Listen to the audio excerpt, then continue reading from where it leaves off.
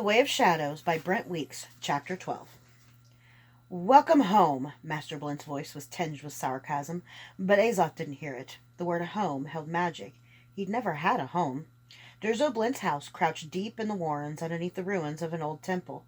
Azoth stared in open wonder. From the outside it looked like there was nothing here, but Blint had several rooms, none of them small. You'll learn to fight here, Blint said, locking, unlocking, and relocking each of the 3 bolts on the door. The room was wide and deep, and crammed with equipment, various targets, pads filled with straw, and every kind of practice weapon, beams suspended above the ground, strange tripods with wood appendages, cables, ropes, hooks, and ladders. And you'll learn to use those. Blint pointed to the weapons lining the walls, each neatly outlined in white paint. There were weapons of every size and shape, from single-edged daggers to enormous cleavers, blades straight or curving, 1 or 2-edged, 1 or 2-handed, with different colors and patterns of steel, swords with hooks, notches, and barbs. Then there were maces, flails, axes, war hammers, clubs, staves, polearms, sickles, spears, slings, darts, garrots, short bows, long bows, crossbows. The next room was just as amazing. Disguises and equipment lined the wall, each painstakingly outlined. But here there were also tables covered with books and vials.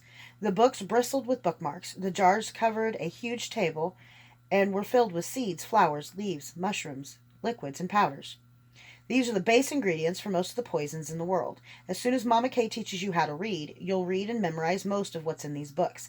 The poisoner's art is an art. You will master it. Yes, sir. In a couple of years, when your talent quickens, I'll teach you to use magic. Magic? Azoth was feeling more exhausted by the second. You think I accepted you because of your looks? Magic is essential to what we do. No talent, no wet boy. Azoth started to totter, but before he could collapse, Master Blint grabbed him by the back of his ragged tunic and guided him to the next room. There was only one pallet, and Blint didn't set him on it, but guided him instead to a spot by a small fireplace.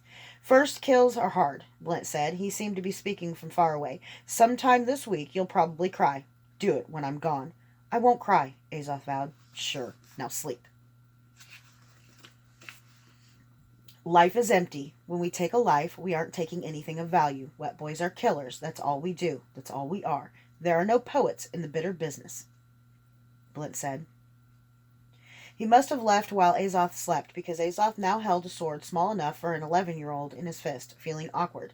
Now attack me, Blint said. What? The side of Blint's sword smashed into Azoth's head.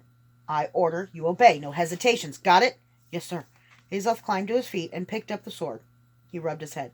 Attack, Blint said. Azoth did, wildly. Blint deflected his blows or stepped to one side so that Azoth fell over from the force of his own swings. All the while, Blint spoke. You aren't making art, you're making corpses. Dead is dead. He parried quickly, and Azoth's blade went skittering across the floor. Grab that. Blint walked after Azoth and engaged him again. Don't play with your kills. Don't go for the one-thrust beautiful finish. Cut someone 20 times and let them collapse from blood loss. Then finish them. Don't make it beautiful. You aren't making art, you're making corpses. And so the lessons continued. Physical action with a continuously running monologue. Each lesson summarized, demonstrated, and summarized again. In the study, never taste death. Every vial, every jar in here is death. If you're working with death, you'll get powders, pastes, and salves on your hands. Never lick the death on your fingers. Never touch death to your eyes. You'll wash your hands with this liquor, and then this water, always inside this basin, which is used for nothing else, and will only be emptied where I show you. Never taste death. On the street, embrace the shadows. Breathe the silence. Be ordinary. Be invisible. Mark the man. Know every out. When he made mistakes, Blint didn't yell. If Azoth didn't block correctly, he was merely drawing his wage when the wood practice sword crashed into his shins. If he couldn't recite the lesson of the day and expand on any that Blint asked about, he got cuffed for every one he forgot. It was all even-handed. It was all fair, but Azoth never relaxed. If he failed too much, just as passionately as Master Blint cuffed Azoth, he might kill him. All it would take would be for Blint to not pull one blow short. Azoth wouldn't even know he'd failed until he found himself dying.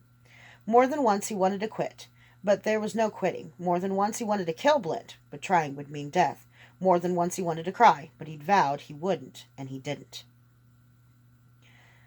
Mama Kay, who's Vonda? Azoth asked. After his reading lessons, she took a cup of utai before they started on politics, history, and court etiquette.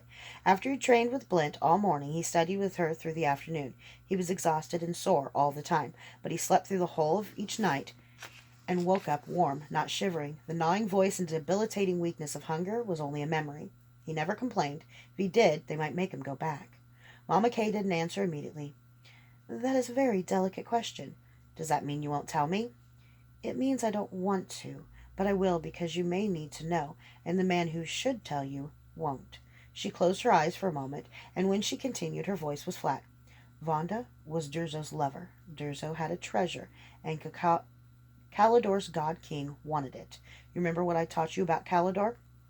Azoth nodded. Mama Kay opened her eyes and lifted her eyebrows. He grimaced, then recited, Kalidor is our northern neighbor.